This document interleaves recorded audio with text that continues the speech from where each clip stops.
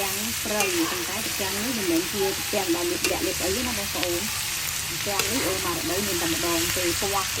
គឺបែបហ្នឹងហ្មងពេលដែលយើងបកហើយយើងបំផុសគឺឆ្លាញ់ពណ៌អញ្ចឹងហ្មងហើយទាំងនេះគឺយកទៅញ៉ាំជាមួយលក់ទឹកគ្រឿងបោះហុកអីក៏បានដែរនេះខ្ញុំមកធ្វើឆាទាំងទៅគ្រប់ស្មាមុខឆាបែបចិនទុកឲ្យបានយូរហ្នឹងហើយពេលដែលយើង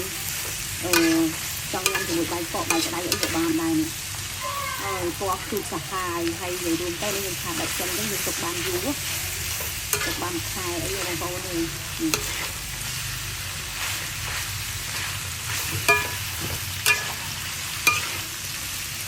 នេះពណ៌ជូរ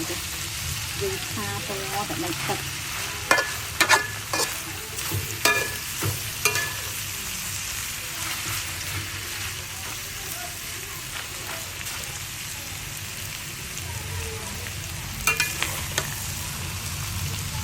ใจល្អណាស់